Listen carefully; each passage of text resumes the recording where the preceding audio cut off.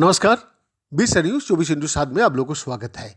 जी हाँ, यूक्रेन पर हमले को लेकर चीन पर लगाए गए आर्थिक प्रतिबंधों के असर को कम करने के लिए रूस की उम्मीद केवल चीन पर टिकी है, लेकिन चीनी राष्ट्रपति शी जिनपिंग की सरकार इस बात के संकेत नहीं दे रहा है कि वो बहुत ज़्यादा मदद करके अमेरिकी और यूरोपीय बाजारों तक अपनी पहुंच को जोखिम में डालने की भी तैयार है।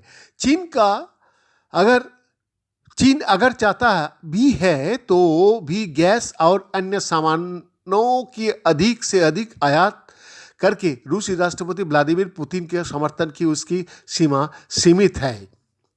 वाशिंगटन की ये साझी नाराजगी के कारण रूस के साथ चीन के संबंध शी जिनपिंग का 2012 में सत्ता में आने के बाद से बहुत अच्छा है, लेकिन दोनों को हित टकरा सकता है। भले ही दोनों देश की सेनाएं संयुक्त युद्धाभ्यास करती है, लेकिन पुतिन मध्य एशिया और रूस की सुदूर पूर्वी इलाका में चीन की आर्थिक मौजूदगी को लेकर असहज है।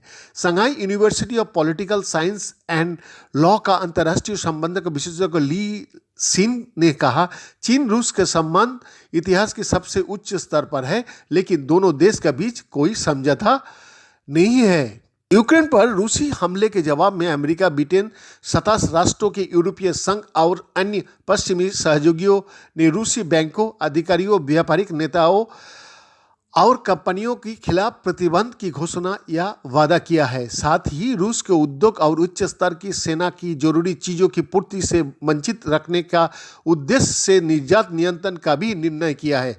विशेषज्ञों का मानना है कि शी जिनपिंग की सरकार इन सीमाओं का भीतर पुतिन को मदद कर सकती है।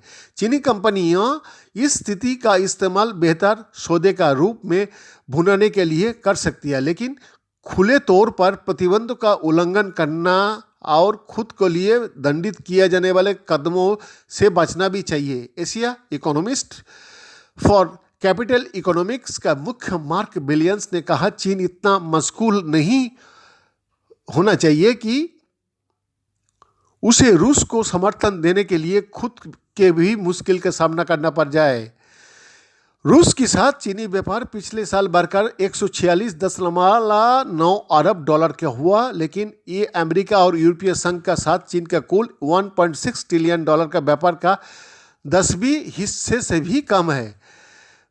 बिलियंस ने कहा, ये सब इस बात पर निर्भर करता है क्या रूस की मदद के लिए चीनी पश्चिमी बाजार तक अपनी पहुंच को जोखिम में डालने का तैयार है, और मुझे नहीं लगता कि वो यानी कि चीन तैयार होगा। ये इतना बड़ा बाजार नहीं है। चीन दुनिया की दूसरी सबसे बड़ी अर्थव्यवस्था, एकमात्र प्रमुख सरकार है जिसमें आक्रमण की निंदा नहीं की है। बैद्यनाथ दास का रिपोर्ट, 20 न्यूज 24/7।